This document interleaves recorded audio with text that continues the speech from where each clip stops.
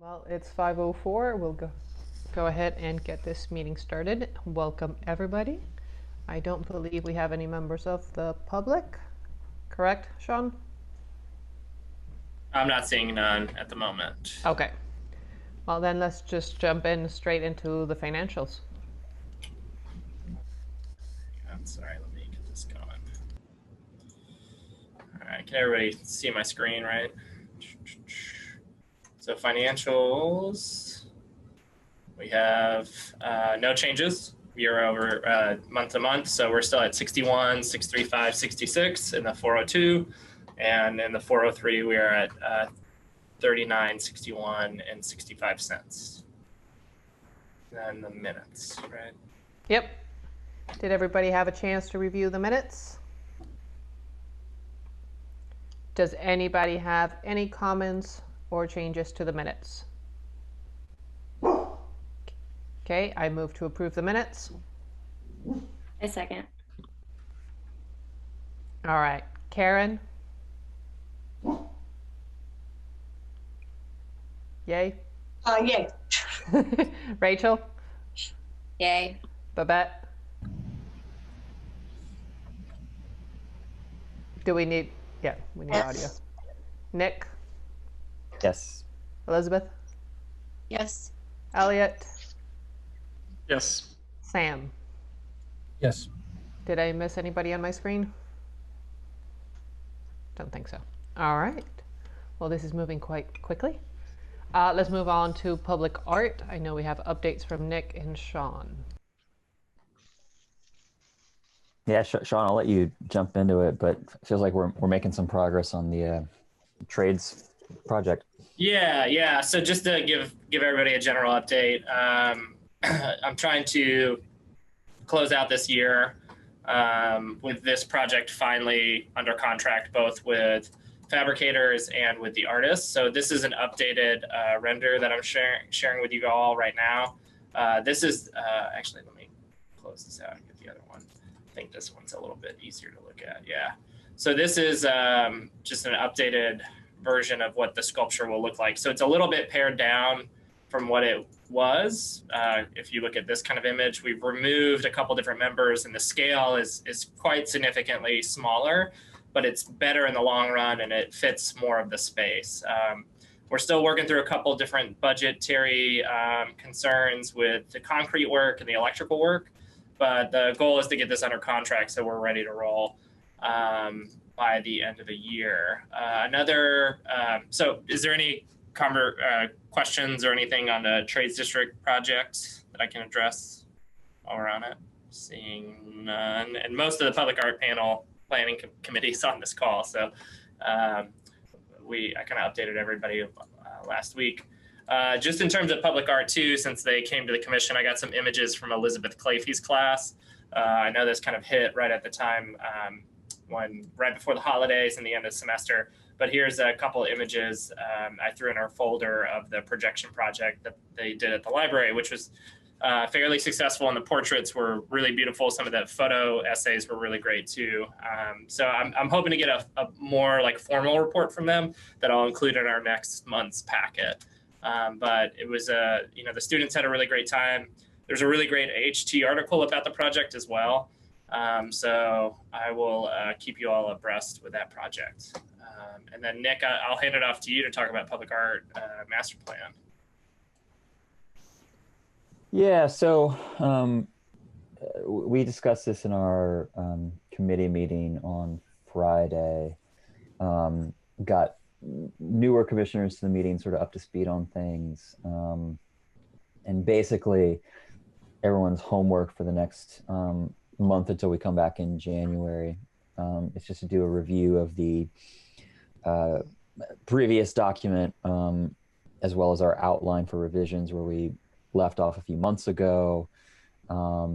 Once we return in January and sort of collect the committee's thoughts, the plan is to sort of divide the document up into sections, delegate a bit, so we can have multiple people working on the revisions and other sort of supplemental materials that we want to add to it. And then I think Bryony will touch on this later, but sort of nesting this within the strategic plan implementation schedule that was put together. Our goal is to get an initial draft together to be presented to the full commission in March, so that we have a couple months to review, the opportunity to get the final version approved by May. That will then allow us to share the master plan with City Hall and the general public when we get to whatever version of Arts Night we have with the city in June of 2021. That's sort of the rough shape of it. Any questions, or for folks that were in that meeting, anything that people want to add? No, I think we've started adding some comments and details. I know that Karen especially has been more diligent than all of us. So I think it will be a matter of working on it for the next few weeks and taking a big leap towards January.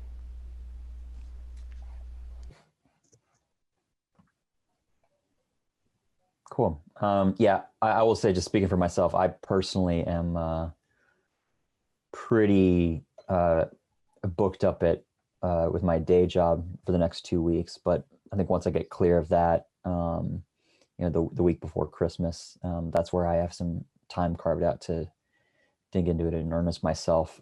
So I will try to send a reminder around ahead of holidays, before people are breaking in away, theoretically away from their computers a bit more, just so we can kind of keep it top of mind. And I would almost urge everybody else, if you have the time, to do it in those 2 weeks while Nick is busy, so that then when he jumps in, he's got most of our comments, or as many as possible, already integrated into the document. Likewise, I'm going to be pretty busy over the next few weeks, but I will try to get to it before you do, Nick. And speaking of which, Nick, too, I forgot to mention this at the last meeting. I didn't catch it, but the first Friday in January is New Year's Day. So I vote we push it. What do you push it up or back a week to the week after, like January 8th or something? That's just something to keep in mind. So if everybody's okay with that, I'll go ahead and get that updated in the calendar for the public art groups. I'm seeing a lot of thumbs up, so I'll just go ahead and do that. I would like to meet on New Year's Day. Yeah, I would too. We're getting something to do. So look forward to. I just got to keep I'm myself. going to not join that. We can have a countdown to noon. Yeah, that sounds great. Looking at the calendar now, it looks like our BAC meeting for the month of January is on the 13th. So that would still fall before that meeting, which is good.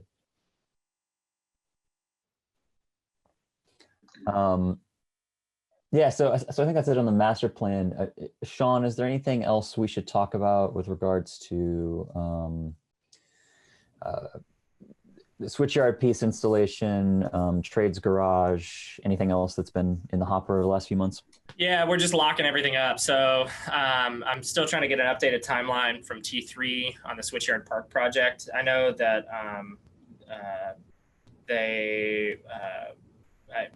they're working on it and have an updated timeline. They've been to the site a few times. So there's that. On the trades garage, I forgot to mention this too. I mentioned this to the Public Art Planning Committee. So we're moving forward on that. Hopefully going to get that under contract in the next week or two as well before the holidays season. But Esteban will be pursuing a CDFI loan, which is great. It's a program that we partnered with the CDFI program, which was one of the barriers for entry for a lot of artists who don't have like small business experience or don't have loan experience. CDFI friendly Bloomington offers a small loan program to artists that are going to be under contract with the city. So he'll be pursuing that, which is a kind of a nice little side component to the project. And then 4th Street Garage, we're as you guys have seen, it's going up pretty quick.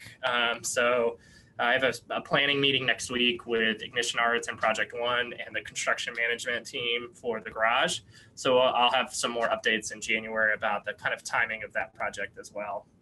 But it looks like a lot of these projects are going to fall into place, really slot in really nicely all through 21.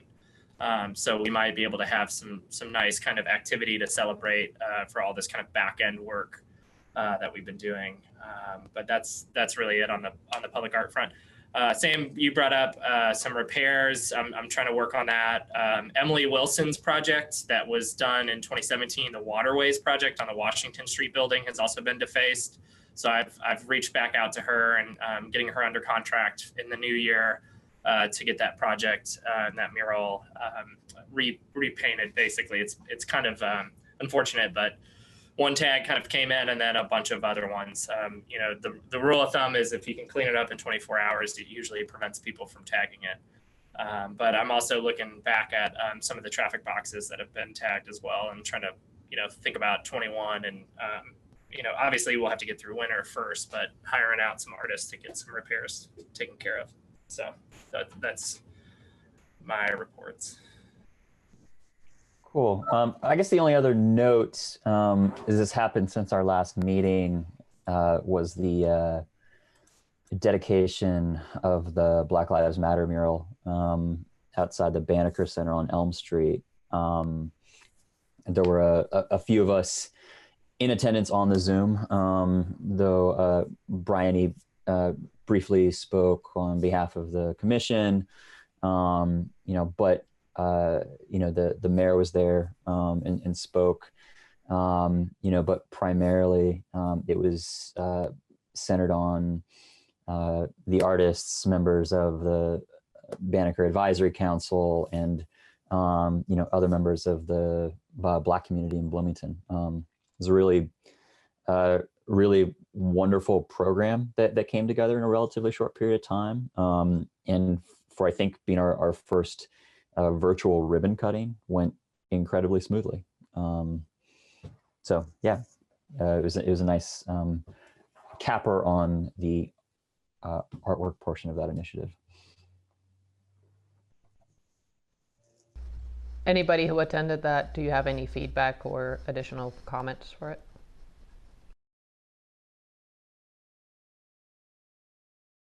All right. Cool. Yeah, I mean, it was very much led by the Banneker folks and other organizers for the mural, but we were happy to support. So I think that's all I have. Public art. Yeah, the one thing that I really liked about that program was kind of the balance between the bureaucracy side and the artistic side, you know, bringing in singing and other things into the mix. I think that was really, really nicely done. So well, we'll be doing that with the Switchyard project for sure. Tyler's been really leading a lot of conversations with the African American Dance Ensemble about a performative element for when we do have the Switchyard project. So, and I need to circle back around with who the History Center recommended that we reach out to as well. So that interdisciplinary kind of, rather than it just being formally a ribbon cutting, I think is something we should all consider and really try to push as we think about our dedications. But yeah, I thought it was great and super well attended. And I forgot the young person's name, but definitely for Prez at some point. That was such a powerful moment in that program. Yes. All right, if we're done with public art, let's go ahead and move on to grants. Rachel, Sean? On my end, really, it's just the Recovery Forward grants are open. Please encourage people to apply. It's for Q1, Q2-ish funding. So, you know, January 31st through June 1 or June 30th. Programming opportunities. So please share that out to various organizations. And I'll need 1 or 2 representatives from the BAC to review those applications in January. So if anybody's interested from the Grants Committee or in general from the Arts Commission, just let me know. Elliot, you're on board again? Okay. Anybody else want to say? Essence, do you want to? Yeah, I'm on board again. I'm wondering about any restrictions on the same organizations applying again, or is that restriction still lifted? They can apply again, but I think it will be weighted, right, about what kind of funding they've got in the past, and are they kind of recycling their content to get through. I mean, I think it's going to be a really hard year as this is slogged out. I've talked to a lot of organizations at year-end wrap-up. So, if they got, they might have gotten a grant for spring programming or previous programming that now is successful. So, we'll take that in kind of consideration. But yeah, we'll be having an element of staff will be reviewing who's gotten funding, and that will ultimately shake out some of the, I mean, it's not like people will be penalized or ineligible, but they might not get as much if they've have already had funding for a program that they're going to continue. Yeah, Bryony, I wonder if you want to go over the timeline that you kind of put together, just to give everyone an idea of kind of what you are thinking, because I agree with it. I think it makes sense. We can actually just start to have the conversation about the strategic plan and include the grant schedule in there. Okay. And that way we tackle everything. So it is my hope that you all had a chance to review this document and kind of familiarize yourselves with it. At this point, I'm focusing on the next 2 years. I think after that, we can still include or add new things, but mostly it should be kind of repetitive at reapplying the things that we figured out in the first 2 years, minus a few things. I broke it down into 4 categories: just general admin, grants and public art, and then community engagement. Now, general admin and community engagement kind of overlap a little bit here and there, so some of the things I chose one category over the other. And then the third tab at the bottom, you'll see it says teams, and that is an opportunity for anybody who wants to participate in anything in particular to sign up for it. Some things have come to me through email. I've added those. Others are kind of assumed. So if you have a chance after you look at all of this to let me know if you want to help with anything in particular, I'd really appreciate it. And it also kind of breaks down the main projects.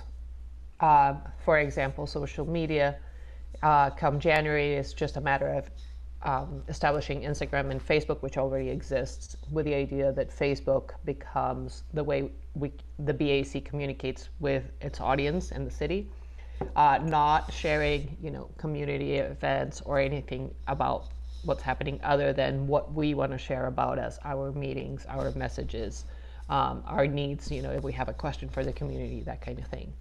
And Instagram would be a source for all commissioners, and I think this will become stronger once we can attend events, but to support the community events and the community groups.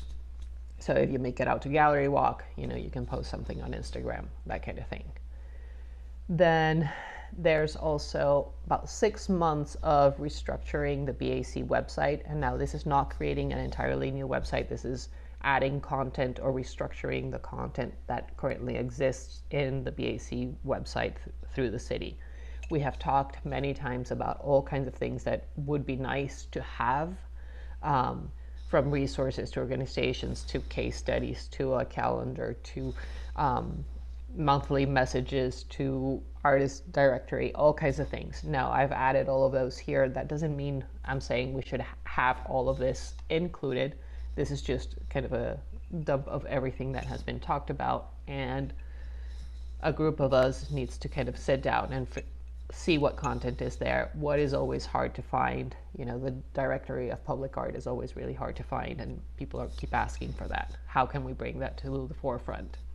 Information about grants, how to reorganize all of this, with the idea of giving ourselves the June deadline, again, kind of using that art night for presentation to City Hall as our deadline for several things as an incentive. Obviously, if we can't get it done by then, we can take the year, but ideally that would give us a catalyst to launch several of the other things. And so that's the main thing about general admin for the entire 2021 social media and the website. As far as grants go, the proposal is that in January we prepare a spring grant launch. We launch it in February. In March, we provide workshops or Zoom sessions or however we want to apply it through COVID, the BAC help we always give, and close the grant in April. May is kind of a breathing moment. June is when we present all of the grantees at Art Night. And then come August, we do it all again for a fall grant. Taking into account that we have a little bit more money to provide next year. And that can spread out the monies for everybody throughout the year. So August we prepare, September we launch, and November we announce the fall grantees. And that is a cycle that can just be repeated year after year. As far as public art goes, the first thing and most important thing is figuring out the master plan, which Nick spoke about, which is currently under review. And he spoke to this schedule, but basically presenting it to the entire commission in March, have a couple months to review. In May, we have the vote for approval, and we unveil it in June as a public document, as a PDF and part of the website. And from that point, when that is completed, is focusing on identifying areas of the city that need public art and how we can strategically bring in smaller projects with neighborhood associations, with public-private partnerships, all kinds of opportunities that could be possible. So it's basically taking the second part of the year to identify and start to establish those connections so that in the spring of 22, we could start to actually, create the public art after some artist has been selected or request for proposals, that kind of thing. As far as community engagement, the first thing would be establishing a quarterly meeting between the chair of the BAC and the leadership at Arts Alliance of Greater Bloomington and Arts Forward Bloomington. I have gone ahead and emailed them. I have not heard back with the idea of taking, it could be even 15 or 30 minutes every quarter just to check how everybody's doing, how can we support each other so that we're all working towards a common goal and we feel like it's a partnership, which it should be.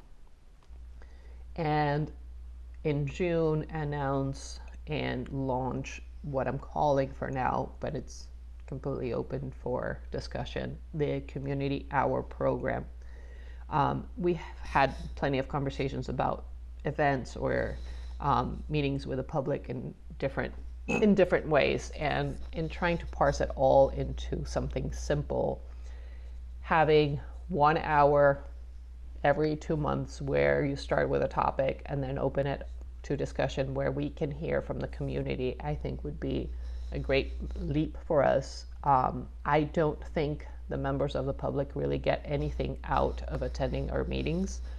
Yes, you might get a sense of what's going on, but there is no true conversation happening, no true dialogue.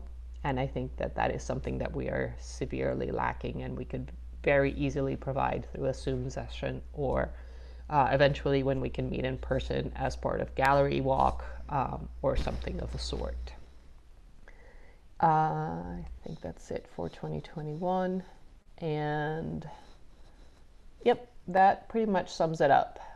2022 would be more about implementing some of these things. The other thing that would happen in June 2022 would be some kind of recognition program that we can come up with that includes youth, identifying youth through MCCSC, through the Boys and Girls Club, through Banneker, all of the after-school programs. It could also be a recognition for diverse boards of directors or just board of director awareness, collaboration within the community. We can come up with whatever we want, but just as a way of highlighting those groups or individuals that are doing something outstanding within the community. So that is long-winded. One thing that Karen emailed me at some point was the lack or of identifying a diversity task. And my response to her, and this is again open to dialogue and discussion, is that it shouldn't be a project. It should be a mission. It should be part of our DNA to include that into everything that we do. So instead of trying to assign it as a single thing, we need to embed it into everything. So I will stop talking now, and I welcome your feedback, your observations, comments, etc.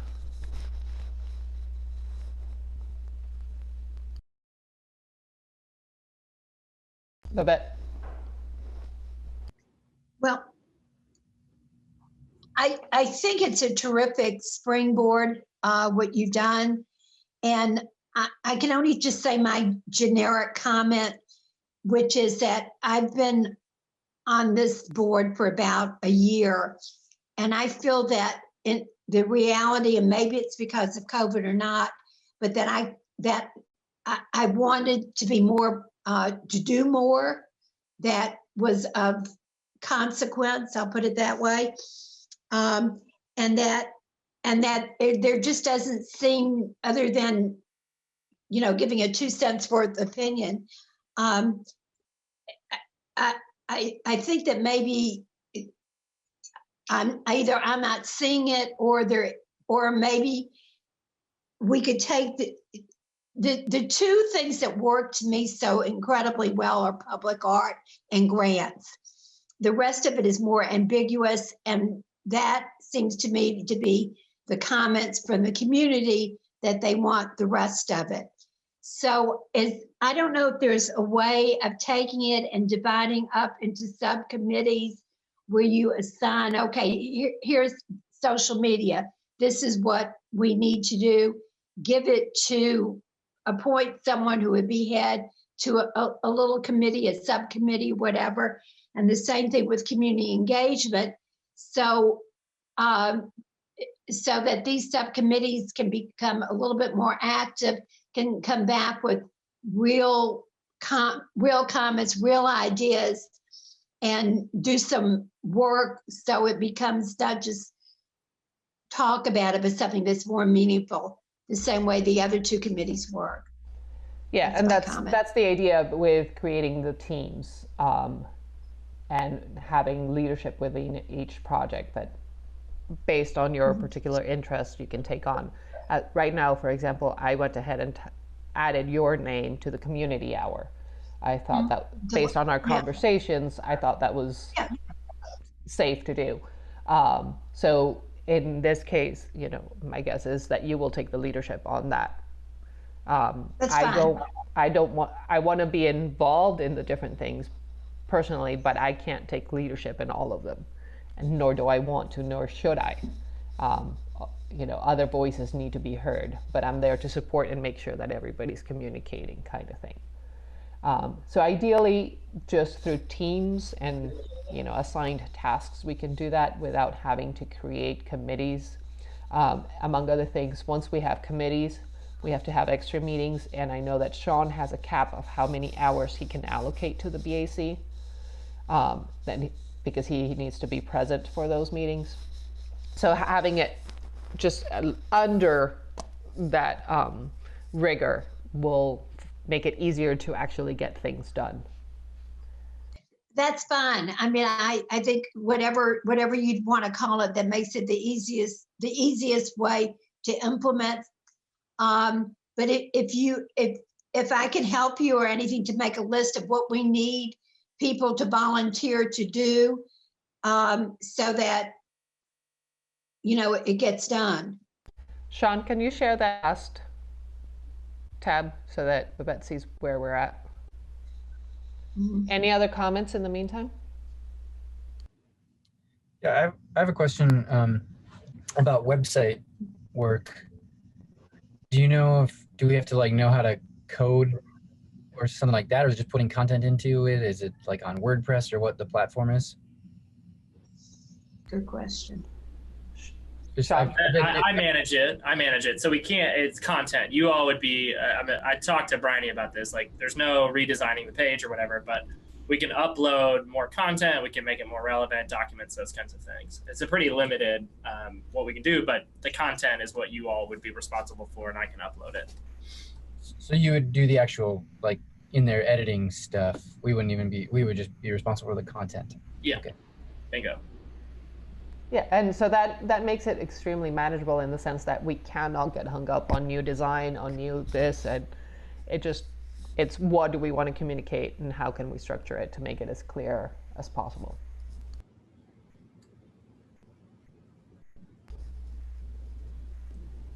So Babette, if you look at that page, does that start to answer or give you a better idea of what I'm thinking?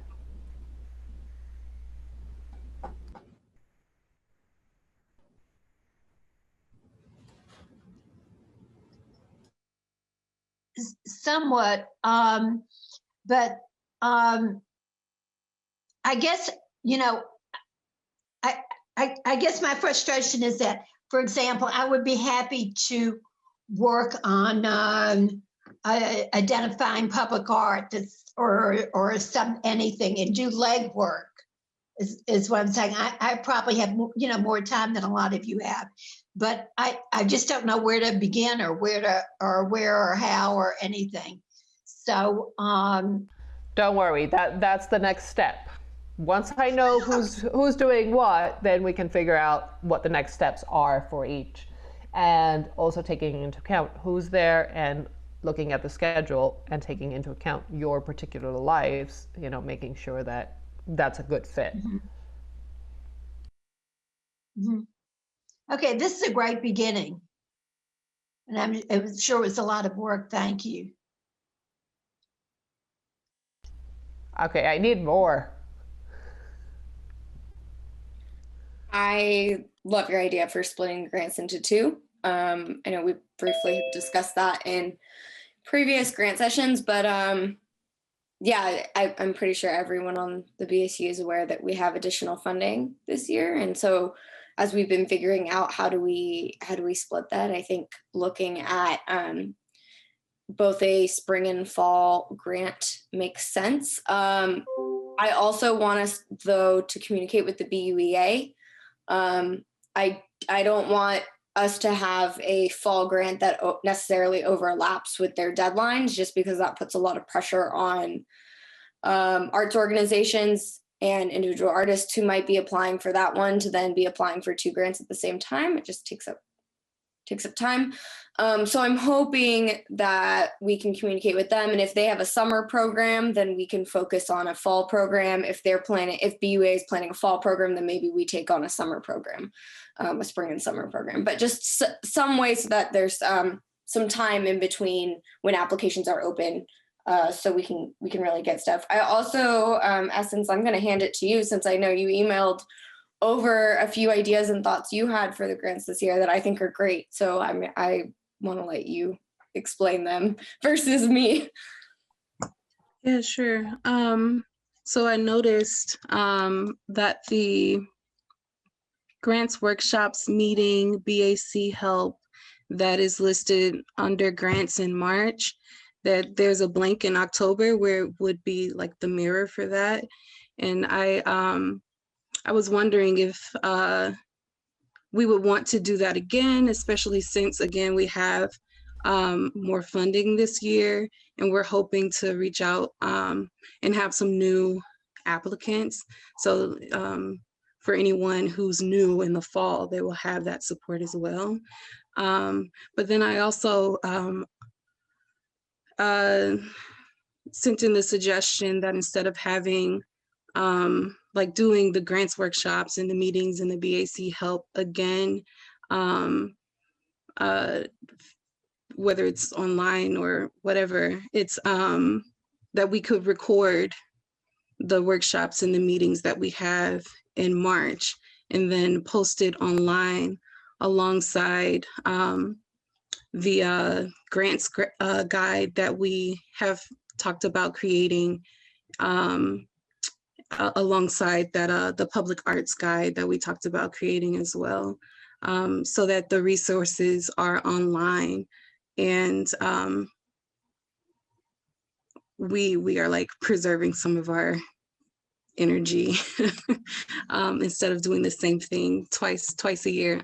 Either way, I think could be helpful. I just wanted some support for the people who are applying for the first time in the fall.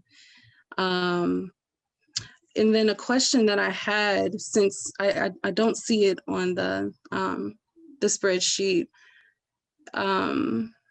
is like a timetable for the guides. I recommended September for the grants, but I'm unsure how far Tyler is, or anyone else who's working on the guide for the public arts. If we could have it aligned, that may be helpful, because like the formatting and stuff, we could recycle that in some ways, I'm sure. Yeah, I mean, Rachel, in essence, go ahead and change anything in that schedule that you see. You can edit that because you are better informed and you have more details than I do as to when you want to do each thing. And you can add as much detail into it as you want. Mm-hmm. Okay. And then, Essence, just to your point about like the public art guide and FAQ right. toolkit, all that.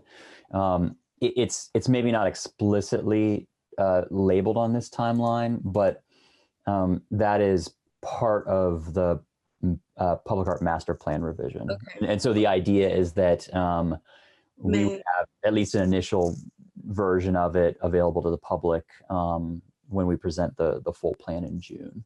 In June, okay. Yeah. And also, I signed myself up for content under website. In essence, I highly suggest you maybe do the same, because a lot of these like videos and things, I think, are going to directly relate to the website and kind of how we communicate the grants.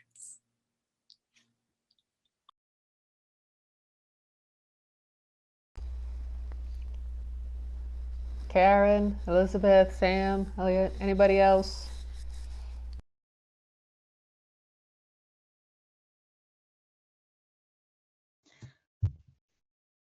I say, no, I like it. I was just thinking when you were mentioning earlier your conversation with Karen and like making diversity, equity, and inclusion more of a priority, and should it be a project or like this original suggestion that it should be a project, or, and you said that it should be more just part of our mission and like just an overall thing that affects everything we do. And I definitely agree with that, but I also wonder if maybe making it a project, does that, and I don't know the answer to this, but would that make it more likely to actually make larger steps at the beginning if it's like actually an action item, as opposed to something that just is something that's meant to decide, direct our decisions in other areas? Is the only thing that I was thinking about that. I look forward to other opinions or responses. Or could it be both? I don't know. Yeah, I mean, I need more opinions on that, more discourse. I mean, Liz, I like that. I feel like this maybe runs a little bit parallel to some conversations I've had at my day job. Like it's all well and good to say diversity is a priority, but like defining how that is actionable or present, in our regular processes, and sort of how you I don't know, track or evaluate progress, or whatever.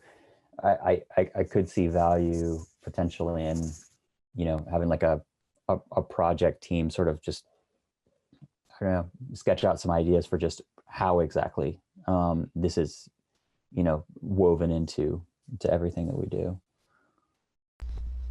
Yep. And I would say if that's the case, I would love to see somebody from grants and somebody from public art definitely be able to cross-pollinate and work across the two committees. So I went ahead and added it to the teams section. One of the things that, when I went over the first draft there, and there was an item in our strategic plan about emerging artists and new artists, and I think we more or less we've met part of that in terms of children, but I still think that there's something outlying, and that's emerging artists, and I'm not sure exactly how to catch that. But I think it would be really nice to have sort of like a first time, like a non-professional, some sort of grant or recognition or show or, event or something for the emerging artists, and not necessarily children in that group. Ideas? Suggestions? Maybe that could be one of the topics for the community hour. Like ideas on ways to better support emerging artists, and that can be a conversation where we get feedback from the community itself.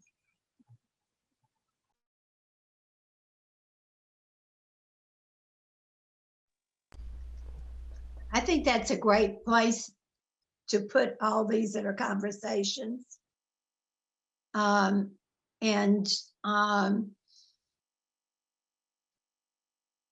It's kind of, we're here to support all art, which should be both inclusive and diverse. And I think that that's the big issue, whether it's, artists who've been around for 50 years, emerging artists. It's just art is inclusive. So I think we've got to be careful to keep that in mind. And I think the idea of doing these in conversation hours is a fabulous idea.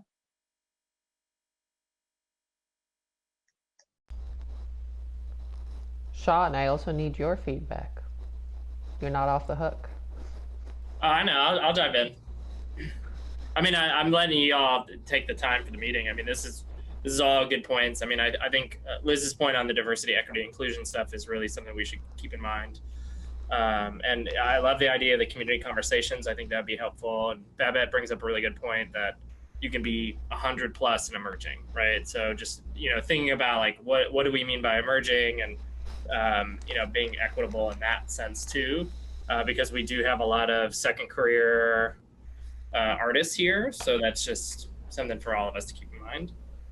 But I mean, I love the plan. It looks good, and it's a nice kind of strategy and visual guide to break down the year rather than, it's just visually helpful to see it that way.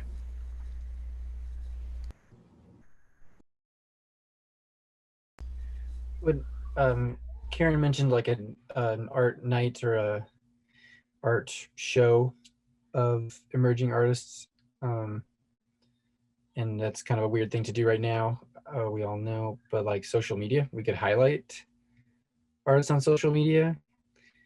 But then again, that's like a slippery slope. Like, I like when you talked about Facebook at first, you're like, it'll just be things that we need to communicate, and we're not going to promote others' events and stuff. So like if you start promoting artists, it might be a slippery slope unless you have a really strict like featured template, I guess. Yeah, I mean, you could do like an employee of the month kind of thing. Yeah.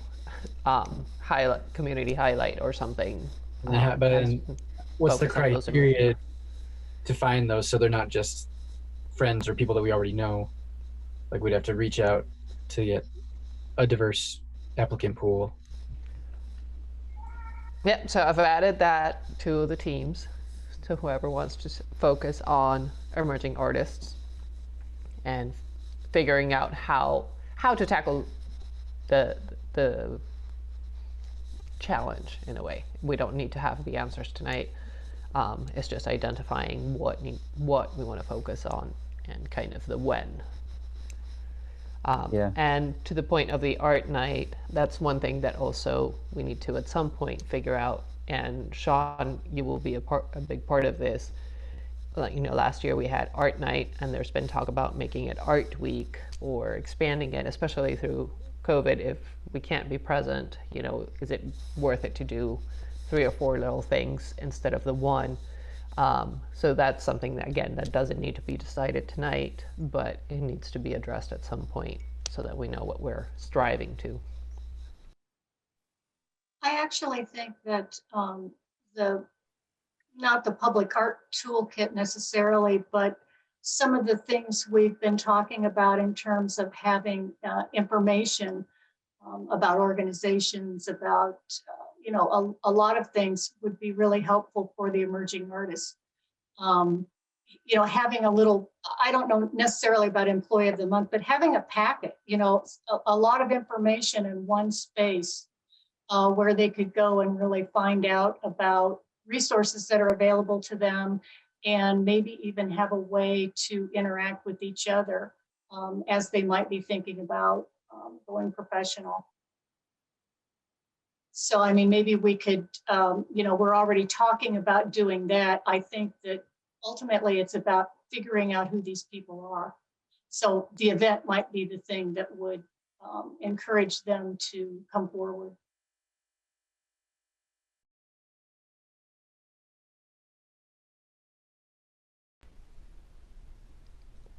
Anything else?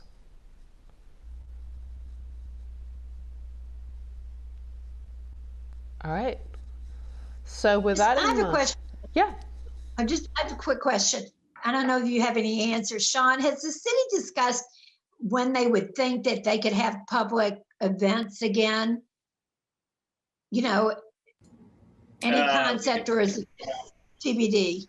TBD, just with the coronavirus cases. And I mean, we're really relying on the health department as a field post, but I mean, I don't think we're planning on anything until spring at the earliest, and that's still questionable, you know, because the vaccine rollout is going to be, you know, timed in certain ways for, you know, healthcare workers are first priority, those kinds of things. So I think I don't think we're going to have any kind of normalcy until spring, and probably summer at the earliest, if we're lucky, and if everything goes according to plan. It might be more like the fall. Yeah, I was wondering about that. And then, Barry, my other question is, I saw the whole thing about the Waldron and you know, the people who are appointed to the committee and the board, and I'm thrilled that you're on it. But I thought it was suspicious that there are 3 or 4 real estate people who are also there. I was just curious if you had any comment. A lot of real estate people. Yeah, well, we're kind of jumping ahead to the next agenda item with that. The first meeting is next Thursday. So up until then, I don't have much information. Personally, I think it's okay to have somebody in real estate because they will bring in a different point of view. It is a matter of figuring out what is the best for everybody involved. So we'll have to wait and see.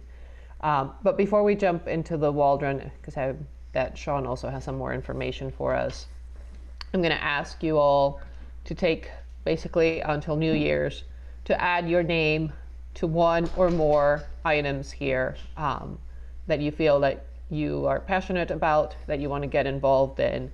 And as you see, this is very bird's eye view. A lot of information would be needed to make each team and each project take it to the next level. So the more that you can give me and the sooner you can give me that kind of stuff, I can start to get everybody organized. As I said at the beginning, I want to be involved pretty much everywhere, but without being the leader on everything. For the diversity of voices, I want to really highlight your strengths in all of this. And I'm just going to be kind of like the octopus with a tentacle in each one, making sure everybody's communicating and everybody's working towards the same common goal. So that is the only task that I have for you this time, to add your name to 1 or more projects. That is all. So if there's no more comments regarding this or any questions, we'll move on to the next item. Sam Sam has a question. this the moment to like ask for a little more detail about each of these tasks? Sure, go ahead. Just like, so I already put my name under the public art in underrepresented areas. So does that mean I just like drive around and look for places there should be art, or like what do I actually, like Babette says, like what do we actually do? Okay, so once I have little teams, I will reach out to each one of you to start to parse those things. But I would say, personally, if you're already invested in that, I would say keep an eye out of ideas that might pop to your head when you're driving around, when you're biking, when you're out with your kids, and start to put together, your thoughts, so that at some point we have one first meeting and say, okay, this is what I have. This is when I hear about this project, this is what comes up to mind. And in that particular case, I will also ask Sean to provide the information gathered at the Beach Summit about all of the maps that we all drew of where we think art is and where art is lacking. There's sources of information that I will bring in for each project. Actually, what I would suggest, if you all are gonna go on that approach, reach out to neighborhood groups first.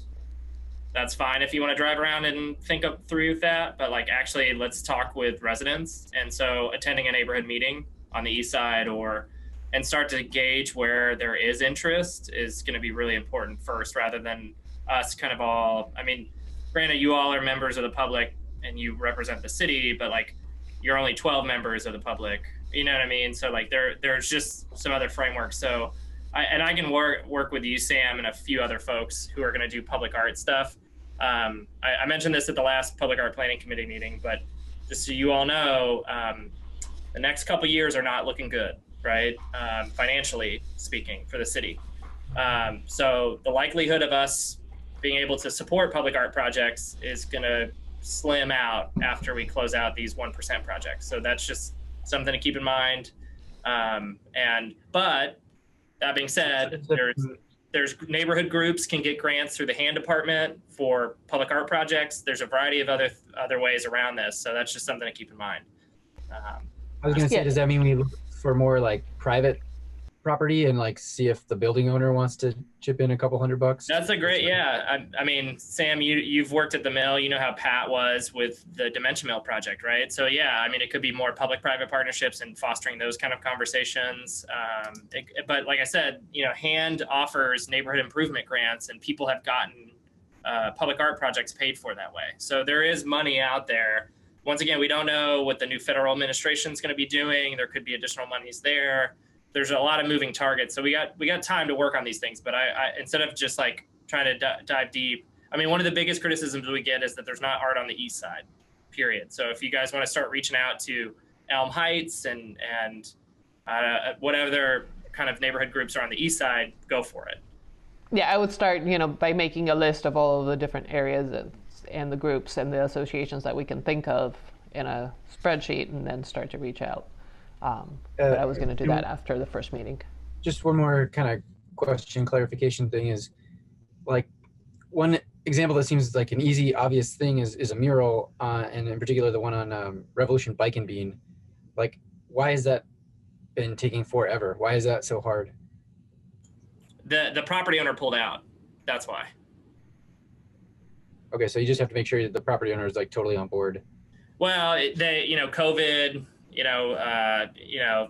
There's a variety of different other variables, but mainly COVID was the big one, and not wanting to invest money into a mural right now, and keeping the business afloat and the property afloat.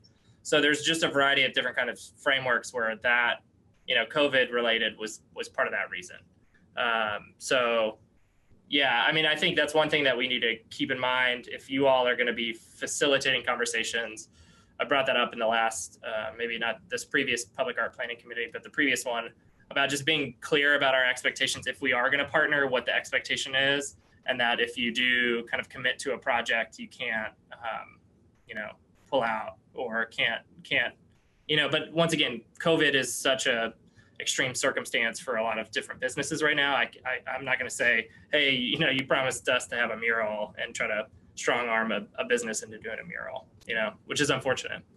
But, the other conversation is the role of public spaces are going to be really important as we get out of this, right? And you know, seeing what we've done to be creative in public spaces, like closing down Kirkwood and a variety of those things, will continue to be a conversation in the community. We just beautified a lot of the alleys downtown, so there's some conversations around that. So yeah, go forth and have some conversations for sure.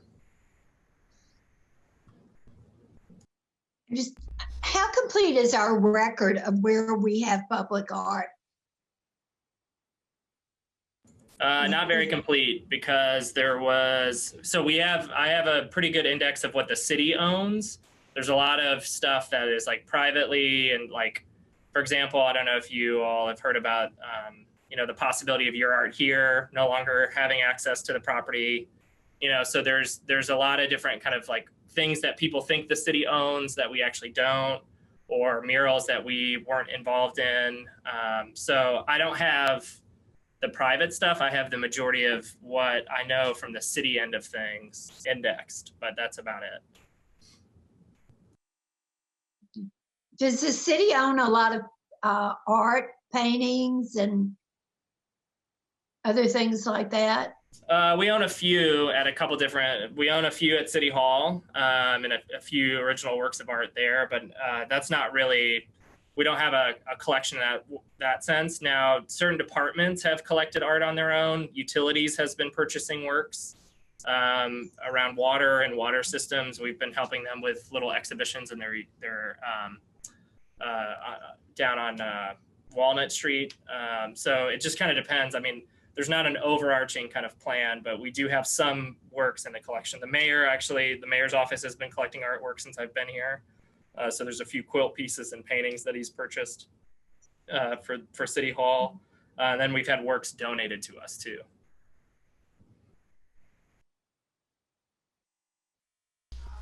Any other questions? Nick? Not a question, but I think just, you know, I think back to the, you know, sort of the questions that Babette and Sam asked. You know, maybe this is obvious, but like, I think just to underscore what I think is your intent, Bryony, on this sheet is that, you know, sort of the relationship between that teams tab and the timeline tab, right? Like, is that all of those different teams, all those tasks or initiatives are going to be, if they're not already, integrated into that timeline tab, right? Like we don't necessarily have to do everything all at once, you know? And so No. Yeah. And they are integrated into the schedule, except for example, diversity and inclusion, which I just added. That doesn't fit into a schedule other than, you know, we need to get to work on that now and continue to work on it forever. Little things like that, but overall, it does cross-pollinate. And, you know, I purposely didn't add a whole lot of detail so as not to bog you all down and overwhelm you with too much information. I do have more depth to each of these projects, but I will bring those to just the 3 or 4 people or 2 people that are focused on that particular item instead of bogging everybody with too much. Yeah, so I guess specifically on the public art point, you know, I think Sam, some of what you're talking about, like the, you know, small public art projects, you know, things where doing projects where we don't have art in the public space currently, you know, like that's penciled in to sort of like kick in like July after the master plan is done, you know, and that's, I think, with the thought that, you know, the bulk of the people involved in those like project teams will be part of the public art committee, you know, and the public art committee will help move that along. But I think that, you know, if that's something that you or anyone else was interested in and you don't want to wait till July, you know, I think that that's something that we can talk about in the public art meetings. Like, hey, like, I'm actually not super interested in the master plan. Like, that's just not, you know, where I feel like I can contribute. But this, you know, small public art project thing, I think there's a way for us to, you know, walk and chew gum at the same time. Absolutely, and I just didn't want to overlap too much, again, so as not to overwhelm both commissioners and the schedule. But feel free to move things up and down based on who's working on it and when you're available and when you're interested in actually applying this. this is my first stab at as trying to spread it out a little bit, and not, as I said, not to overwhelm, but it is completely open for discussion and to be edited by all of you. And I think the master plan, as you work out on it, Nick, will also determine a lot of how those other projects will happen.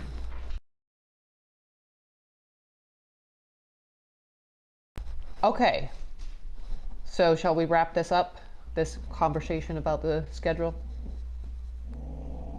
All right, let's move on. I think it's I open the agenda here. Staff report, including the Waldron update and paper pavilions. Yeah, I don't have much. I was just gonna, honestly, just reshare. I had this up for a minute. The Waldron Task Committee has been announced. Bryony's a part of that. We'll obviously keep you all in the loop.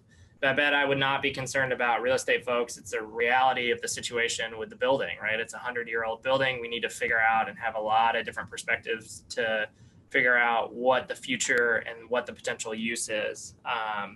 And so, but Maya Michelson was in my position before I got here, and is very, was very critical, not only as when the Bloomington Area Arts Council owned the building, but also the transfer to Ivy Tech. So she knows the intimacy of the building and knows it very well. So it's a good group of folks. It's we have a lot of arts advocates, council member Sandberg, A. John Rose, who's been very sentimental for the Ivy Tech at the Waldron's advisory committee, Ron Walker from CFC, just being next door neighbors naturally, but also, Ron is very active in the communities on the BCT board.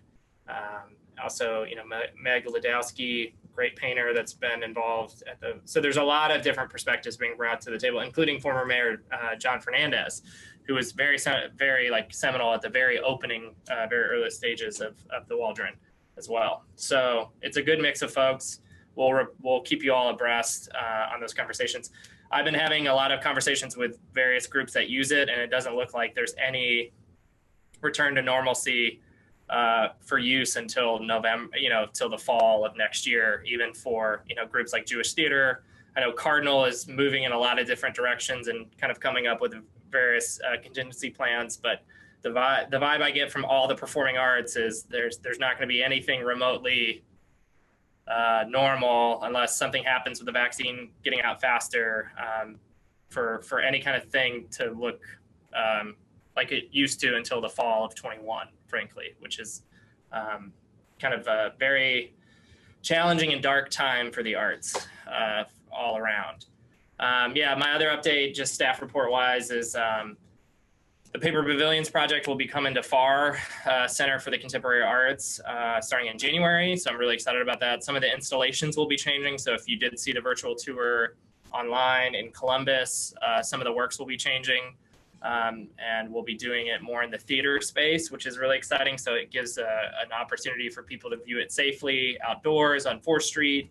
And then they'll be, obviously open by appointment and limiting folks. So I'm really excited about kind of closing out that project. We got a lot of good response about the project in general from all over the U.S., but also in the region and in the state. So I'm really excited about how that project kind of came about with Sycamore Land Trust and both the cultural districts between Columbus and Bloomington. So that's kind of a fun project to kind of look forward to in the new year, at least for the month of January. Any questions on either the Waldron or anything that wasn't covered? Right. All right, well, let's jump up to commissioner announcements.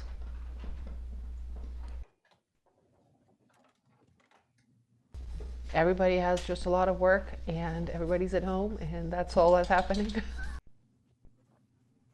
Okay, I'll brag for a quick minute, just for secretly. Our affiliate companies did rack up 7 Grammy nominations, which is pretty exciting, including 4 for one of our artists, Phoebe Bridgers.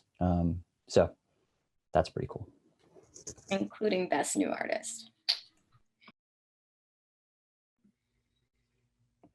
I have, I guess, some news I should share with y'all. It's kind of weird. Bryony and Sean already know it because it came about otherwise, but I'm actually leaving the mill. I'm not going to work there anymore, which doesn't really matter a whole lot, but sometimes we try to combine art stuff with that. But our family just decided for like our baby bubble to be totally airtight, I'm going to be working from home. So I'm not going to be at the mill anymore. They're still trying to do art and stuff, you know, like up in the office area. So if you ever have artists that you want to show there, we can do that, but it's just like a month at a time. And it's, anyway, yeah, I'm leaving the mill. I'm done next week. Sam, And Bryony's going on the board. Yes, now I'm on the board for the mill. But no, Sam, I wanted to ask if there's anything that you want to share about what you're going to be doing in case we can refer you, support you in any way. Thank you. I'm going to be doing, my brother has a couple websites, so I'm going to do like blogging and some website stuff. So like I'm pretty darn familiar with WordPress and all that sort of stuff. That's why I asked about the website. And I've been doing it for a while. I kind of knew it was headed in this direction. So I've got a job lined up mostly, so that's fine money-wise. But I will hopefully have more time to do some of my vinyl stuff. So if anyone's into vinyl decals, I have a pretty big vinyl machine that makes like all weather, so you can go outside on your car or signage, whatever like that. I'm going to try to do that as a little side gig too. So if you need vinyl decals, you can hit me up. You never know. Conferences will come back. Yeah, there's the Spring Point Architects gals. I used to do some social media stuff for them, and they wanted some decals in their office, and I've hit them up the other day, and they're like, "Oh, we haven't been to the office for like months," and I was like, "Oh yeah, 2020, no one's in the office anymore." Anybody else? Yeah, I have something. This weekend, Girls Rock Bloomington. Okay, I'll back up. This semester, we had a Girls Rock Bloomington songwriting and social justice club that we did virtually in affiliation with Ivy Tech. And this Saturday is their final showcase. So that's virtual. It's an online event. There's information on Facebook. And we have special guests, Ross Gay and Aaron Toby, who will be participating in that event as well. And we have a suggested donation, though it is free. You can watch it via YouTube. But because it is a social justice club as well, we asked the girls to, or the youth to figure out who different organizations they wanted to donate the proceeds to from their showcase. And they've selected the Bloomington Animal Shelter, Shalom Community Center, and the Trevor Project. So all donations that come in through the event this Saturday will get split among those organizations. And yeah, it's at 4 p.m. Eastern.